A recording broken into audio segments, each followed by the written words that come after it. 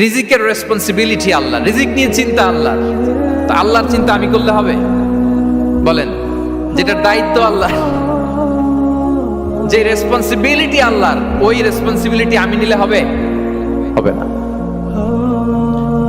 তাহলে আল্লাহ তাআলা নিজেকে আর রাজ্জাক বলে কোরআনে আমাদের সামনে উপস্থাপন করেছেন।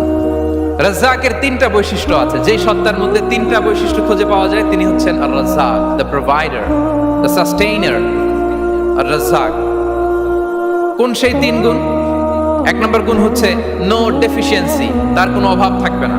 হু continuously provide sustenance to his creatures, যে লাগাতার নিয়মিত প্রতিনিয়ত তার সৃষ্টিকে রিজিক দেন এবং গোটা বিশ্বকে রিজিক সরবরাহ করতে যে তার ধনভাণ্ডারের 1 ইঞ্চিও কমে না। সুবহানাল্লাহ বিহামদি। এই যে সাইয়েদনা আদম আলাইহিস সালাম থেকে শুরু করে আপ আনটিল নাও গোটা বিশ্বের সবগুলো মানুষকে, জিন জাতিকে, পক্ষীকুল, সাগরের অতল গহ্বরে দ্য ব্লু ওয়েল, নীল তিমিগুলোকে, বিশাল মাছগুলোকে, এই সব কিছুকে যে আল্লাহ তাআলা রিজিক সরবরাহ করছেন, আল্লাহর যে ধনভাণ্ডার একটু কমে আসার কথা না এতদিনে? কি বলেন? এত হাজার হাজার বছর রিজিক দেওয়ার পরও তার ধনভাণ্ডার কমে নাই? না। আল্লাহ বলে তোমাদের যার যা লাগবে, যার যা চাহিদা, যার যেটা দরকার সবও যদি দিয়ে দেই, আমি আল্লাহর ধনভাণ্ডারের 1 ইঞ্চিও কমবে না। আর Razzak যুল কুওয়াতিল মাতিন, the provider, the sustainer.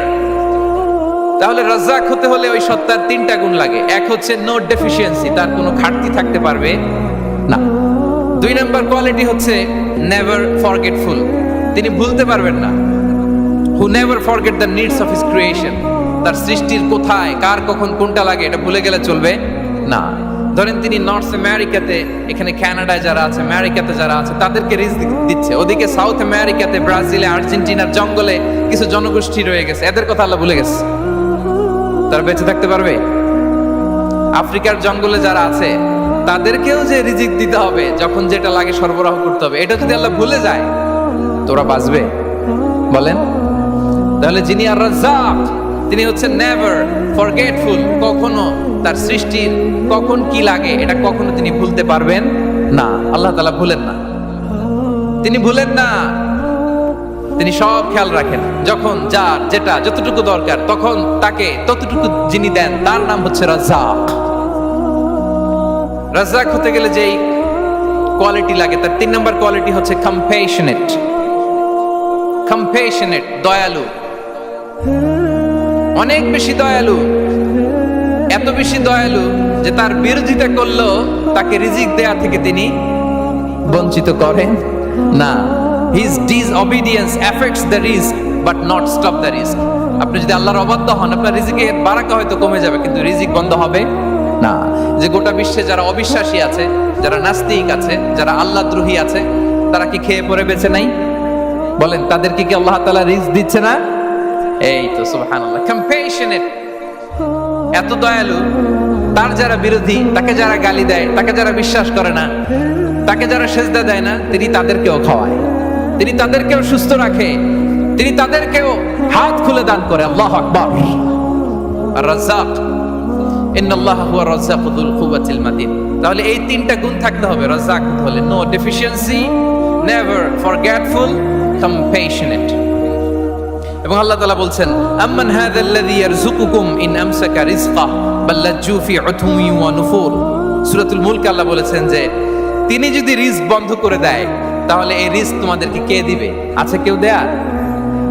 সূরা মুলকের শেষ আয়াতে আল্লাহ বলেছেন যে তোমরা যে সুমিষ্ট পানি খেয়ে বেঁচে আছো, এটা যদি একেবারে জমিনের অতল গহ্বরে আমি নিয়ে যাই, কে এনে দিবে তোমাদেরকে পানি? কে এনে দিবে সুমিষ্ট পানি? এজন্য বিষ্ণু ঈসা ইসলাম পানি খেয়েই তিনি পড়তেন, আলহামদুলিল্লাহিল্লাযী জাআলা হাযাল মাআ আযবান ফুরাতান বিরাহমাতিহি ওয়া লাম ইয়াজআলহু মিলহান উজাজান লিযুনুবিনা। পানি খেয়েই তিনি বলতেন প্রশংসা আল্লাহর, যে আল্লাহ তার অসীম দয়ায় এই পানিকে সুমিষ্ট করেছেন, আমাদের পাপের কারণে এই পানিকে তিনি লবণাক্ত করে দেন নাই। সুবহানাল্লাহ। ইন্নাল্লাহা হুয়ার রাজ্জাকু যুল কুওয়াতিল মাতিন, তিনি হচ্ছেন রাজ্জাক। এজন্য সম্মানিত ভাইরা, রিজিক নিয়ে আজকে থেকে টেনশন বন্ধ করে দিতে হবে। আমাদের কাজ হচ্ছে চেষ্টা করে যাওয়া, প্রাণান্তকর প্রচেষ্টা করা, আমাদের রোলটা আমরা প্লে করব, কিন্তু রিজিকের ফয়সালা করবে একজন, তিনি কে? ইন্নাল্লাহা হুয়ার রাজ্জাকু যুল কুওয়াতিল মাতিন। এটা নিয়ে চিন্তিত হওয়ার কিছু নাই প্রিয় ভাই এবং বোনেরা। আমরা আমাদের মায়ের পেটে থাকতেই এটা ফিক্স হয়ে গিয়েছে। আমরা যখন মায়ের পেটে ছিলাম, ইন্না আহাদাকুম ইজমাউ খালকুহু ফি বাতনি উম্মিহি 40 ইয়াওমান সুম্মা ইয়াকুনু আলা